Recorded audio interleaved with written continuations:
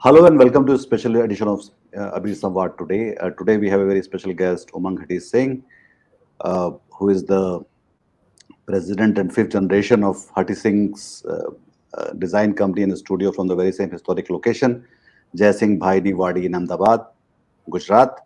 And he's also the founder and president of the Har Singh Heritage Foundation, which has restored the Har Singh Haveli and preserves the Har Singh art collection.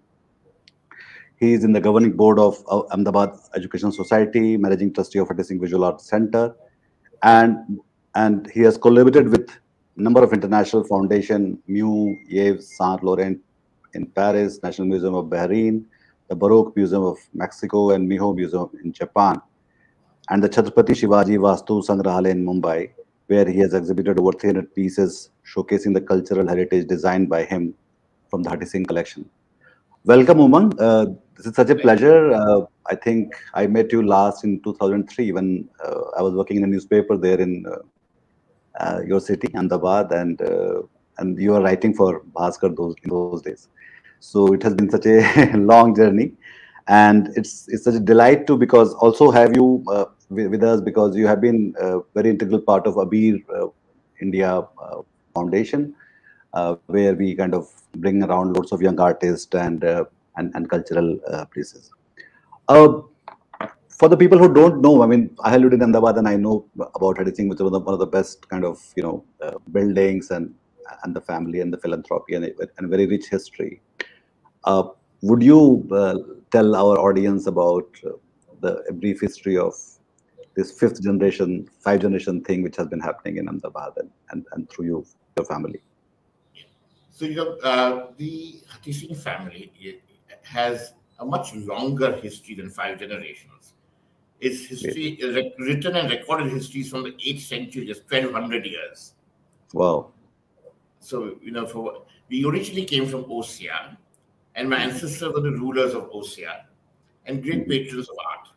And like Ashoka embraced Buddhism after the Kalinga War, my ancestors embraced, Padmasambhava Sisodia embraced Jainism and abandoned the throne and came to Gujarat from Ossia in Rajasthan. They lived in Khambat, and from there they moved to Ahmedabad. But throughout their history, they were great patrons of art, architecture, and design. In fact, there are many connections between the Mughal dynasties, the Mughal emperor Akbar, Jahangir, Shah Jahan, to the family who are contributors and influenced these Mughal emperors. There's a very nice copulate written by James Todd, a historian, which says, everything has a beginning, a bud before a blossom. Yeah. Before Rome, Damascus before Cairo, Agra follows Ahmedabad. And this is in reference to design, art, architecture, and design. So, because Shah Jahan, it was here that he, as young Prince Khurram came, stayed here. The first building built by Shah Jahan is the Moti Bagh Palace, and his garden was Shahi Bagh, and that is where I live till today. So the historical connect is from, we all talk of the Taj, but Shah Jahan, as young prince, lived and built in Ahmedabad with our families, great involvement in his and Jahangir's and Akbar's rule. Akbar's Poshak Khana, his clothes were made in Ahmedabad. Aine Akbari and Shah Jahan's Patshanama record this as being made in Ahmedabad. So Ahmedabad had a great role in fashion, architecture, in design, and even in Gandhian era, it became an important city, and Khadi became the national design and of fabric of choice. So transformation is one of the key elements that has taken, design holds, designs change. But in 1835, talking of design, in 1835, there was a great famine of Western India. There was no Gujarat then. And the British didn't allow people to leave their fields because their peanut and cotton crops would be destroyed. And 6 lakh people migrated to Ahmedabad as refugees to give them employment. Sheikh Hutheesing started looking after them and the Jain ethos and started building temples. employing laborers, craftspeople, everything. These were employed 6 lakh people. It's not talking of a few 100,000. Yeah. 6 Yeah. people. Yeah. And looked after their education, their welfare, and gave them employment. This started the Hutheesing temples. But as the people became more urbanized and lived here, and to preserve the crafts and traditions of these people, they started the Hutheesing Design Company and Hutheesing Studios. These craftspeople and designers went on to build the Gateway of India in Bombay, as well as the Prince of Wales Museum and Victoria Terminus, which are World Heritage sites. Wow, yeah. I mean, so this was also done from Ahmedabad. So there's a correlation right from the Taj Mahal to the Gateway of India. Mm-hmm. In 1881, with these craftsmen and access to art and jewelry, and America was, in the front line, in wealth and power. Louis Tiffany, brother-in-law, Lockwood DeForest, came to India on his honeymoon, and we established a design firm. It's the oldest design firm of Asia, which was officially registered in 1881 as a design firm. And they went on to execute the East Wing of the White House and Queen Victoria's home in England. Wow. When the Maharajas of India were doing palaces in Indo-Saracenic style or French style, we did the White House and Queen Victoria's home in Gujarati Ahmedabad style. And today, the Smithsonian Institute, which is the most important design, the Smithsonian Design Museum, which is the Cooper Hewitt Museum in New York, their most famous room is a teak room, which was done by us from Ahmedabad. So even New York holds that in high place. And then Haveli, exported by us, is now in New York a landmark historic building, preserved by New York State as historic important. So the legacy is not just Ahmedabad. It goes from Red Fort in Agra to White House to Buckingham Palace to everywhere almost around the world. Yeah. Yeah. So, but what was that thing in them? This is a very strange, which we don't find in other cities, other places in India. That this, this amazing amount of evolutionary approach and as well as, hugely philanthropic kind of a spirit, which is especially with these textile families of Ahmedabad we see. What do you think is that that factor which kind of made all of this happen? I will tell you. This is a very interesting story. Not story, facts that people of India and the world should know. There are 3 important cities of art, architecture, and design which were not built by emperors or kings, but by its people. And 2 cities of these are very well known. Can you tell me which 2 cities in the world would you put as top in terms of art, design, culture, architecture? In India or in the world? Globally, I'm talking globally. Globally. No, I won't know. You do know. Florence. Okay, yeah. Venice. And Ahmedabad. And what is common between these 3? Let me tell you what is common between these 3. Is that neither Venice had a king. The dogmas of Venice rotated. There were guilds that ruled Venice. Florence didn't have a king. The Medicis were a trading family. And Ahmedabad didn't have a king. It was the Mahajans of Ahmedabad that ruled it and governed it. So the merchants of Venice, the Medicis of Florence, and the Mahajans of Ahmedabad built 3 important UNESCO World Heritage City, which were known for art, design, and culture. And the backbone of this was because of their trade in textiles and jewelry, and banking. The resources came in, and with that, because it was community-led and driven, it did not go to enrich a king's treasury. It enriched the city and its institutions and its arts.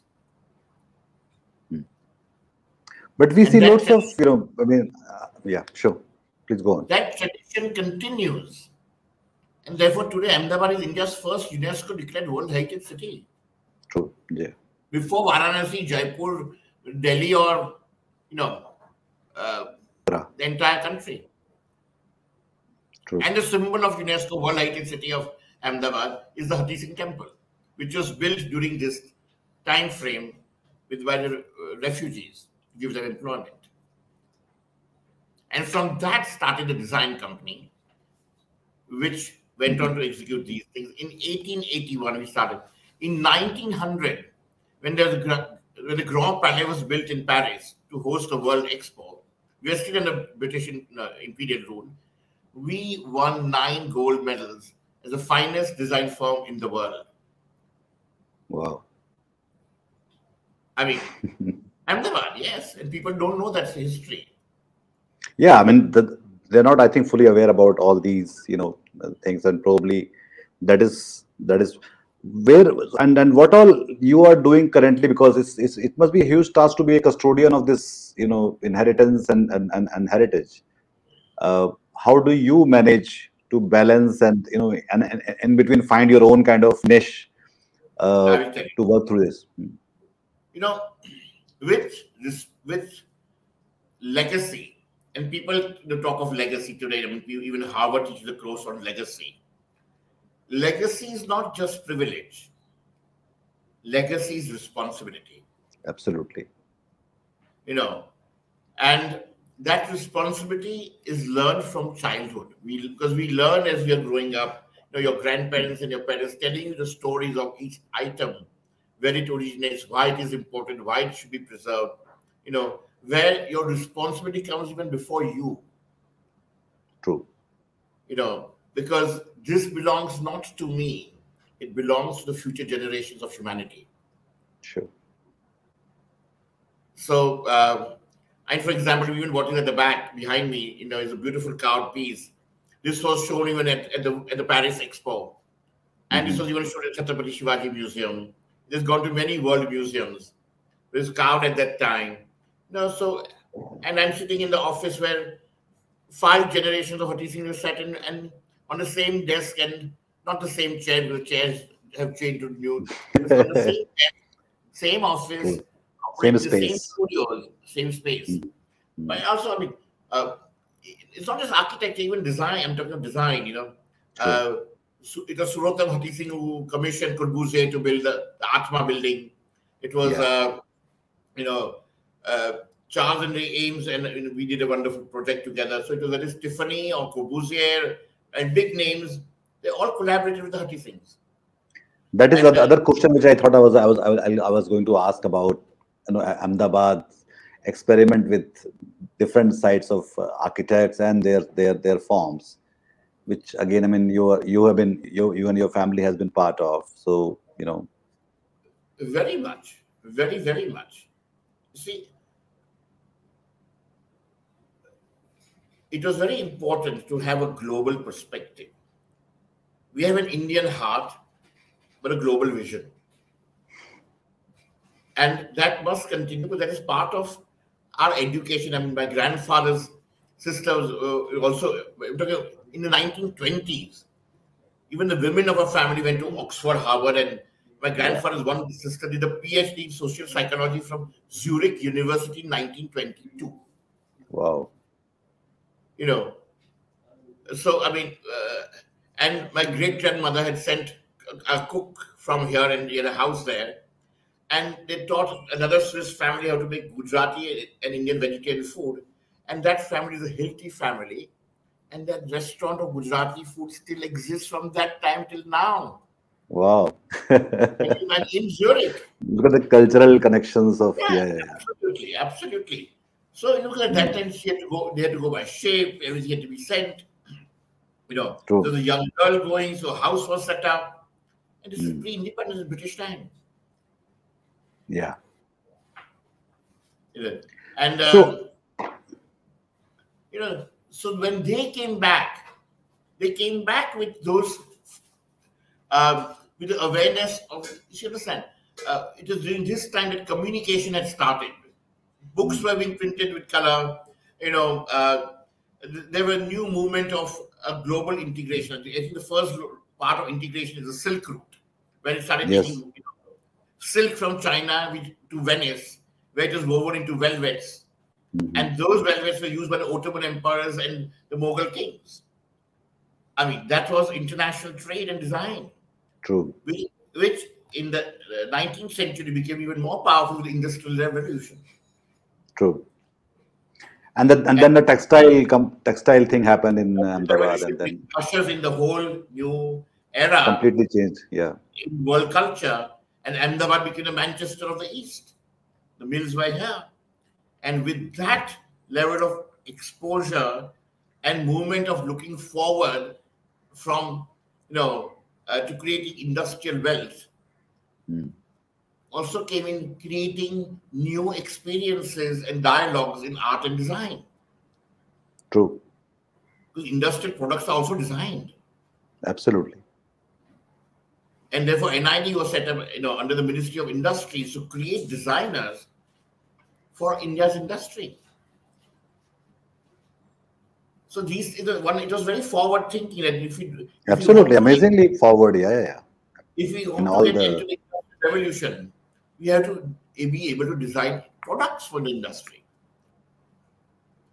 Now we cannot bring in, and therefore the Prime Minister's current thing, not just make in India, design in India.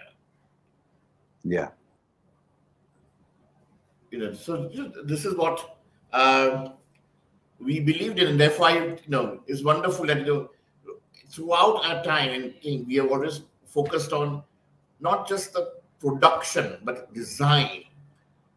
Because before a product is produced, it has to be designed, and design requires research and development. Production doesn't. Something can be mass produced. Yeah. So tell me about your own journey into design, and having, while balancing all this, you had your own journey in design and kind of and contributed like. I mean, I'm a product of pre internet. Let's put it that way.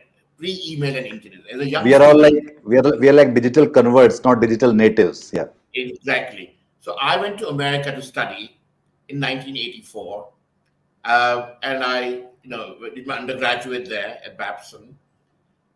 After graduation, I mean, and at that time, the knowledge was very restricted to direct access, and even though when I travel and see, but as a young teen, not teenager, but at 18, 19, your exposure to Indian classics and Indian history was very good, but not to contemporary and world history and art.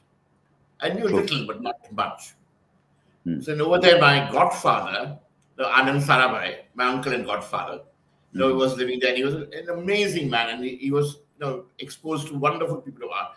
And through him, I got to meet fabulous artists, and from Rauschenberg to Eric Fischel to Jim Jasper, and the Jackson Pollock. I opened my eyes to Andy Warhol. I met him too.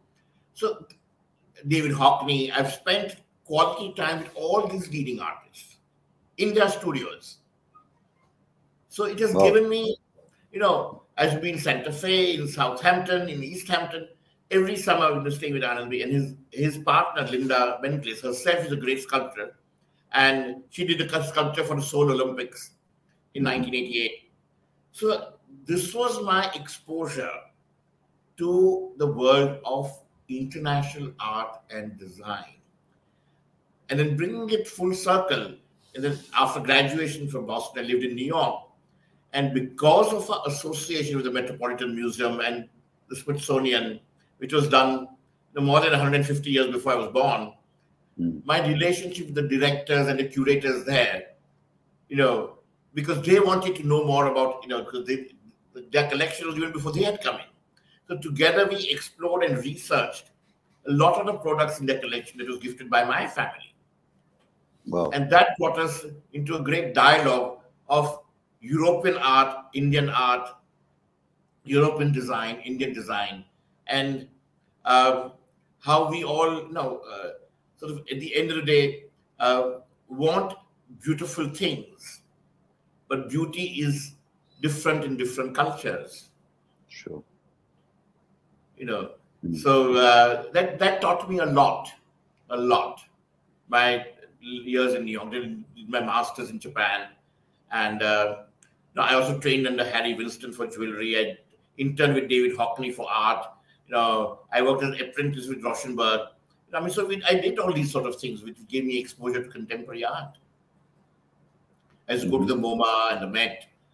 So then I came back, and that really taught me the difference between Indian classical miniature and, say, a Renoir or a Monet or a Matisse. And I had the privilege. I know the Picasso family also very well. I went and stayed with them.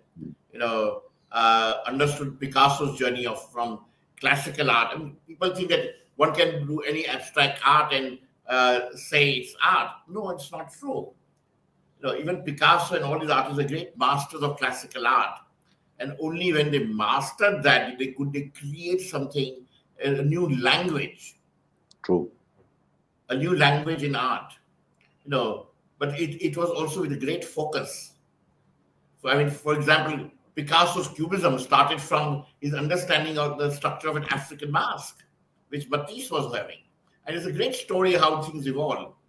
So art is not just technique, it's also a lot of thought process, and the technique represents it in execution. Yeah. So all this is my exposure in the West. And then you came back. Then I came back.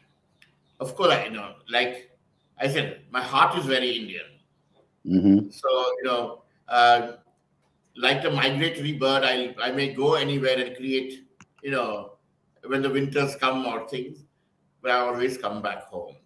This is where my nest is. So I came back home. And it is at that period that I, again, started looking at art in India with a new focus. See, education brings and exposure enlightens your mind, and you see whatever you had with a new focus. Yeah. And I started to see what we have in our collection. And then we should research, and yes, even Raja Ravi Verma had come and stayed with my ancestors at the Har Singh Haveli, and Tagore had also stayed at the Har Singh Haveli. And even the first solo show of M.F. Hussain was done at the Har Singh Center. So there's a continuation of tradition of patronage of art. Which itself is a huge thing to do, by the way. In itself it's a very all-consuming kind of a responsibility you have taken upon. Yes, these are not collections, and we do have in our collection a lot of important pieces, but they were bought and collected not as investments. They were bought and collected to support artists. Over the last 80 years or 100 years, it became valuable. But the focus of buying them was not investment. It was artist support. And that's how the Har Singh Visual Arts Center was built as a sister concern of Shantiniketan. We are in his 45th year. My grandfather's sister was married in the Tagore family. She was the first student of Gujarat to Shantiniketan. In fact, there's a wonderful article written about her. And as she was a favorite pupil of Rabindranath Tagore. She married his nephew, Shomendranath Tagore, was the chancellor of Kalabhavan. Wow. And so we have a lot of beautiful Bengal school. I have more than 200 pieces of Bengal schooling. I started looking at that with a different perspective. Absolutely. And then as I got involved with the Har Singh Visual Arts Center as a patron, not a collector, as a trustee. Yes. It put me in touch with a lot of younger artists as well. The new age of India. And what I realized was a lot of young Indian artists. Today they have access on the internet and things. Not first-hand access, but visual access to see what people are doing and learn knowledge. So even an artist, a young artist, young, I'm not talking of age young. Practice. Young in practice. Yeah. Anywhere in part of India today has access to seeing what even films and things on documentation on various artists across the world, whether it's Japanese brush painting or European masters. True. And therefore, why I like Abir, coming to that. Or you can ask me the question and I'll start answering.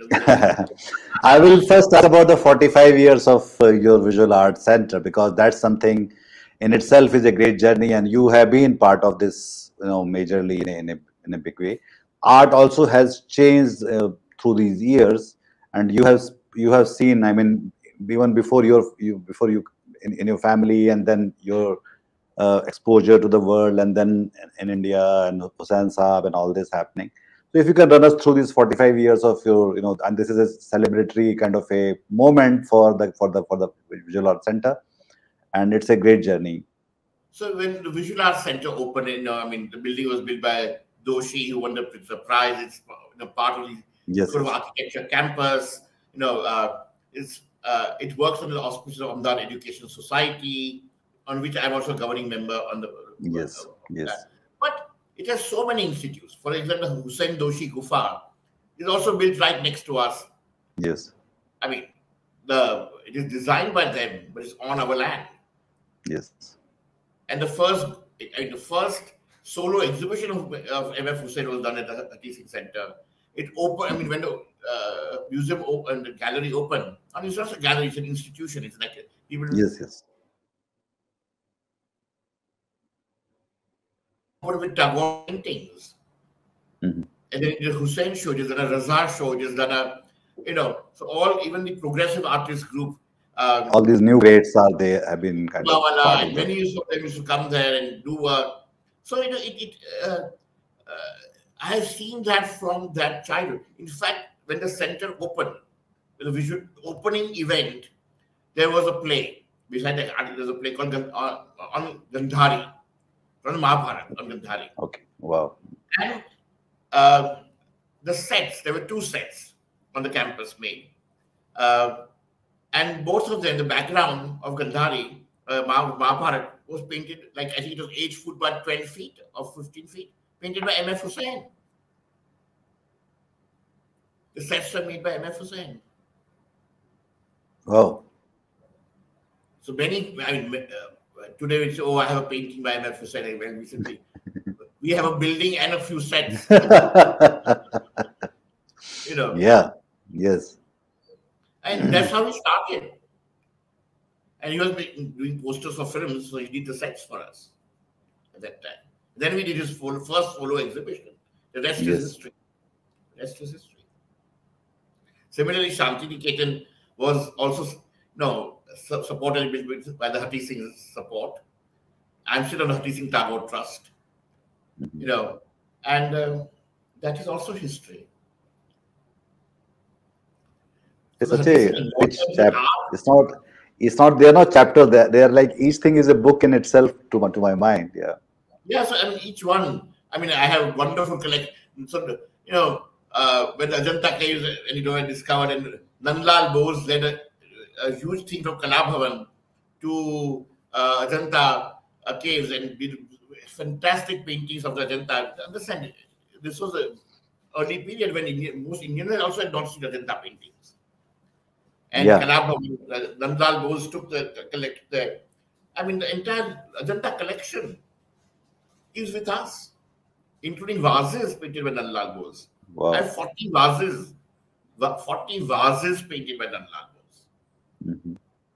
Which you won't see anywhere else, not even in Kalabhavan. So these are things that, what we took for granted after coming back from the America and Europe, of course, you had matured, and you started viewing this and understanding this from a very different perspective. True. Gagindranath Tagore's work, the comic things, which actually were in getting people to understand the British atrocities, but they had to be done very subtly. We have to understand the times also, and why under those times, what did they do? How did they get around to see? Art is also a reflection of society and times. Absolutely. Like Picasso's La Gurina, which is the shooting of his peasants, became the most famous painting after the Civil War in Spain. So similarly, here you're talking about the beginning of the Indian Revolution, and the painting and art during that time is very different art today as in modern India, which is a very confident, proud, and powerful economy. So we have to see all these in perspectives of time. True. And the whole context of it. What was the context of doing one thing or the other? Yeah. Whether it's the Kali Ghat paintings or it is the Patachitras, they are also very important legacy. True.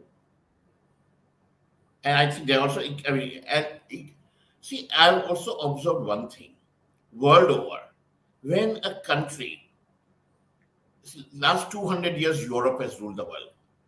2,000 years, for 2 million years, Europe has. Therefore, whatever they considered beautiful was art.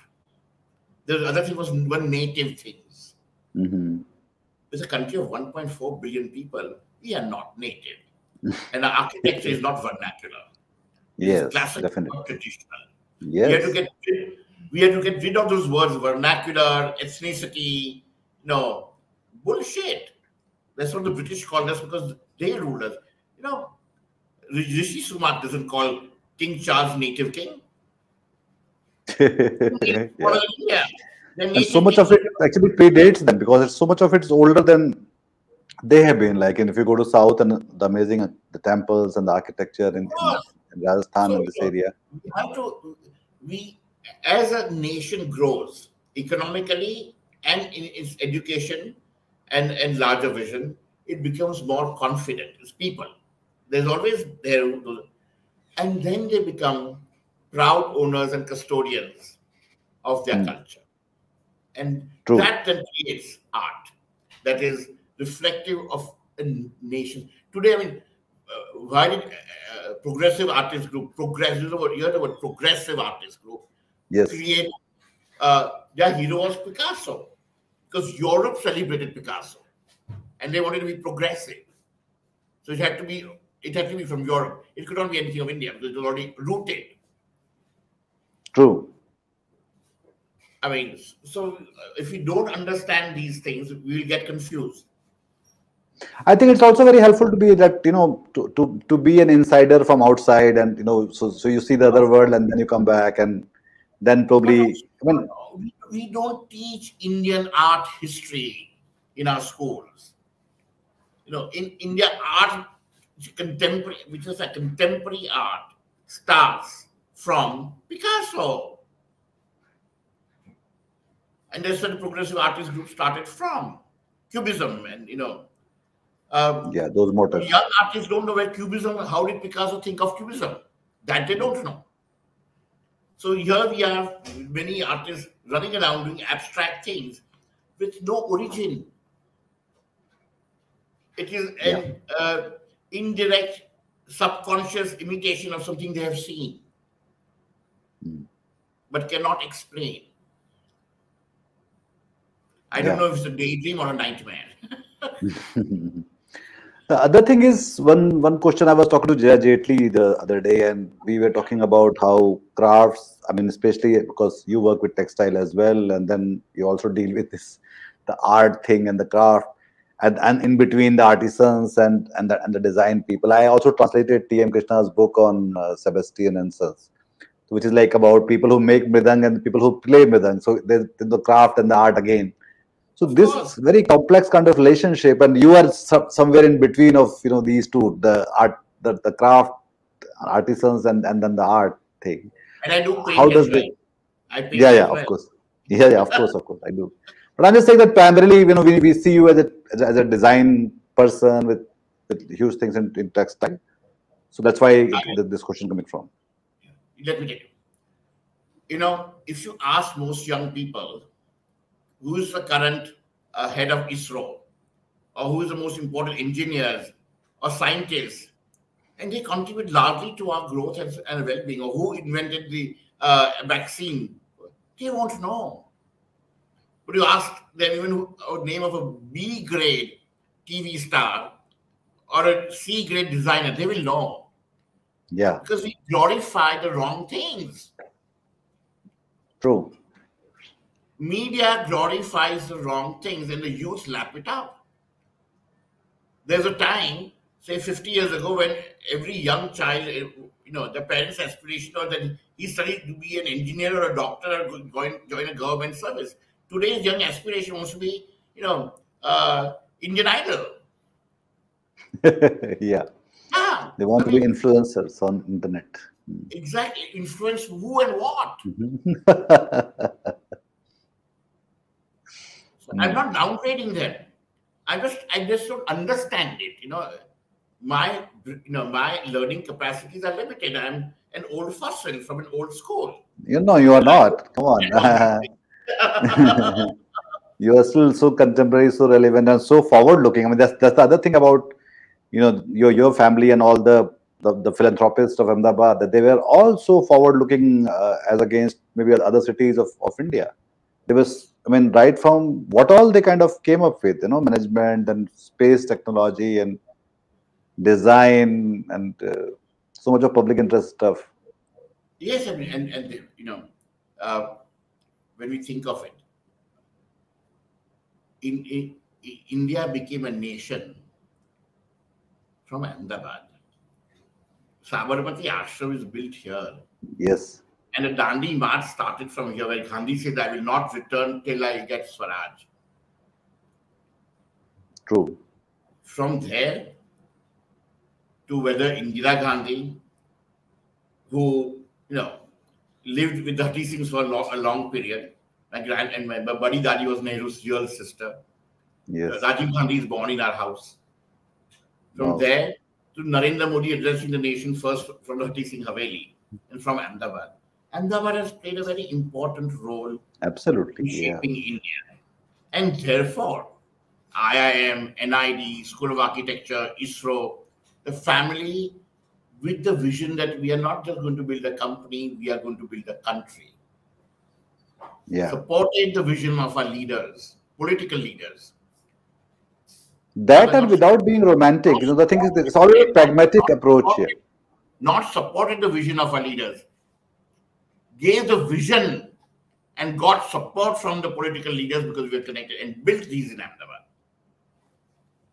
The vision came from here. The political will came from there. But the vision was here. And the resources were here. The family put their money where the mouth is. True. I mean, that's what I'm saying. That's so pragmatic that, in approach. It's not just a romantic, emotional kind of a response to things, but say with a very, very good cause, but then also very measured in what they were doing. I think that generation, and those 5 generations, which sort of understood the atrocities and lived under the British and imperial atrocities, achieved freedom, realized the need to build a modern and powerful India. And they were willing to make their personal sacrifices because they were simple in their existence in sort of the Gandhian structure. And when I'm talking Gandhian, I'm not talking of Nehruvian, I'm talking of Mahatma Gandhi. Yes. The Gandhian structure. Yes. And,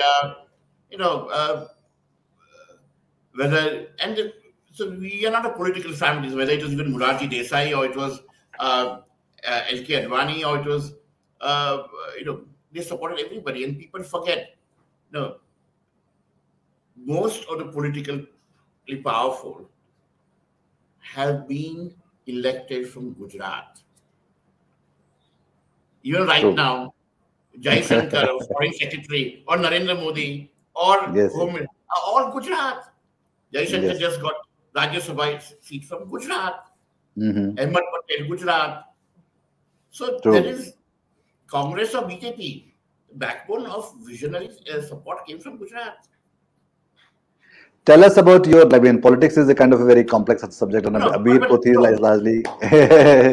I'm talking not in terms of politics, I'm talking of political support to build institutions. And the whole, absolutely, the ideas and coming up, absolutely. See, because without that, you can't build ISRO and do space research if the government doesn't support you. Absolutely. Yeah, yeah, yeah. So to do all these, you need, you have the vision, the resources, and the ability. But if the political support doesn't come, you can't execute it. True, true. Tell us about your own art journey. That how Like when you came back. so after I came back, of course, I joined the family business and industry, which was in textiles. Uh, but I was, again, as India grew, I was getting bored of the industrial um, production. So there was a time when industrial revolution brought wealth. This was a time when I found industrial production was becoming too boring and mechanized. And I was Yes, interested in something that was even more ancient, and that was hand craftsmanship. That's where true. art and craft comes in. You Yes, know, I mean, today, now we're going to complete new age territory, but that hand craftsmanship was what I enjoyed. And the Har Singh Design Company was built for that, to support craftsmen. And true. that has been long dormant. So I started to looking into that, started restoring the Har Singh collection, putting them in perspective, the Har Singh Haveli, where the design movement started. Tagore has stayed here, Gandhiji has stayed here, so many people have stayed here, where so many art and literature things have happened. So that process, got me involved with a lot of crafts people, artists, um, poets. I mean, when I talk of art, I'm not limiting it to painting. I'm bringing it It's all in create the whole creative spaces basically. the arts, Yes, the you arts. know, Yeah, is the arts, and they are all interwoven together. true. So, and of course, getting involved with the teaching center and uh, trying to bring in my experiences in the global arena to Ahmedabad and the young artists of India True. through an institution, not as an individual, through an institution. Mhm. But your own practice of art, what happened to that? Pardon? Your own practice of art. I do paint, and I do. I mean, but I do it more as a personal hobby. But Mhm. by design things and went translated and sort of became a metamorphosis and became because the textile background became in Yes, textiles, and I do run a label of my own, a textile label, yes. which God has been kind, and my workers have worked very hard in my team. And we are the only design firm of Asia to have 300 pieces designed and crafted by us in world museums. No Wow. other person has it. I mean, and I'm not talking of Alto Phantom Museum. I'm talking like the Bahrain National Of Museum, course. the Miho Museum, in Japan, where the Mhm. top-notch museums of the world, Mhm. which have up, things, handcrafted pieces of ours in their Mhm. collections. Mhm. So that has been a So, very interesting journey. so what is the thought and the idea behind? I mean, how does the conceptually I you kind mean, of after having traveled and lived so much abroad, one realizes, see, in India, we don't have a museum culture. true? I mean, India, uh, the culture of India and the art of India exists in its home, we being a continuous living country. But museums are a very important part. What are museums? If people don't understand, museums are not. And if I sell at Harrods or I show at a VNA, there's a huge difference. True. You can't go to the VNA or you can't go to the British, any museum in the world say, मेरे को ये colour में 2 दे दो और ये colour में 1 दे दो. Nothing is for sale. Yes. A museum is a record to present humanity's achievements. True. And to have these pieces in world museums, it shows the beautiful living heritage of our craftsmen, recreated and presented to the world to show we are not dead, we are alive, and we will take it forward. This is our contribution to humanity. True. To make for commercial sales is easy. To make for museums is not easy. Absolute. It's a very kind of hugely responsible kind of Very, very thing to different. undertake. Yes. I don't work with choreographers to do a fashion show.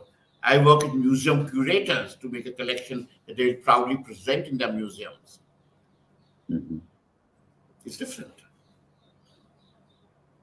but we take it to that level of perfection. Yes, and the detailing and all that, and with all that context setting as well, right? It's not just Context, a the context. popular. It's a serious thing.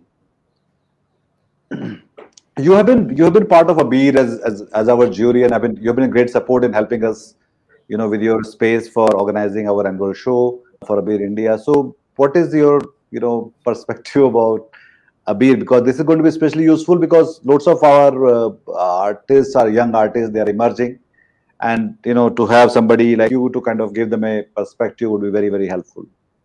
Let me tell you, my relationship with Abir started from his first show, right? And what drew me was the inclusiveness of Abir. See, we are a physical institute that is landlocked in a place. Sure. Abir was a bird with wings which was flying across India, but needed a nest. Yeah. So it became a very lovely partnership where we provided the incubation and the bird flew across the country. And That's it so reached beautiful. out to people. Yeah, it reached out to people everywhere. And Yes. I'm so proud every time I hear Ruby Ben telling me that we got even an entry from this remote island, whether it's the Andamans or it is fascinating. And I think today it is important with technology and other things to reach out to all Indians. True. See, I am not there to judge whether it is good or bad. My judgment is limited. My vision is inclusiveness and involvement of everybody. The rest will grow. A little chicken learns to fly. Absolutely. Yeah. So let's not judge and prune their wings right now. Involve them, encourage them, and teach them to fly. We are a young nation. So, what are the lessons you would like to give them? Like, what will you tell them to keep or make To note of, and then all artists, I say, don't be afraid. Don't be afraid. Creativity never comes from fear. true. Creativity comes from confidence. Believe in yourself and do what your mind wants you to do. It will grow. Allow it to grow. Mm-hmm. And if other people judge, let them keep their opinion to themselves. Do it as your own belief and your own pleasure. I mean, that's how great art is created. Yep. And how do you see this? Since you've been a witness and a participant and observer to this whole journey from we are in 2023 when I'm talking to you.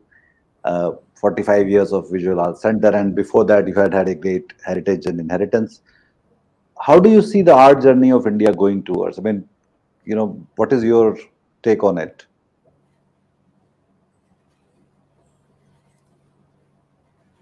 If we observe where art is going, like if you look at even China or Japan, after the wars when they were a poor nation, and Chinese products meant, or even at one time after what made in Japan means the cheapest product. Today is the most expensive and refined. Yeah. Same thing in China. India will also reach that. India will reach that, where it's Indian art. As you see slowly, when from the progressive artist group, we took Picasso, and I guess Tayyab Mehta sold for an astronomical sum. But the Guy Tunde sold it for higher. Ravi Verma is being appreciated even more. See, 20 years ago, how many people even knew Ravi Verma? Absolutely, yeah. So other thing is when you travel around the world. Yeah, just India. Look at when M.F. Hussain at one time was the most expensive artist of India, and I respect him greatly himself up. But if you see slowly, but M.F. Hussain is not national, art is not national treasure. It can be bought and sold internationally. And Nandlal Bose or Gaginath Tagore or Rabindranath Tagore is national treasure. Amrita Shergill. These artworks are slowly being rediscovered by India. The Bengal School, which was a renaissance of Indian art. So as a nation gets proud, we even go back into the history of art. And soon you'll find that the time will come when Indian miniatures and Rag Raginis and all this also be very prized, but they'll be understood. The Kangra school, the Pahari school, the Kishangarh school, the Bundi school. These were a great patronage of our royal families and our privileged classes to create art and culture in India. Yeah. If there was no patronage, there would have been no Tansen. Absolutely. And the Gharanas, So as Indian music will become popular, Indian clothing will become popular, Indian art will become popular, and we will not be dependent on any colonial power or any foreign country to buy our products. Or validate us, or economy, or the largest populated country, democracy in the world, buying our own product. True. Understanding it, loving it, and enjoying it.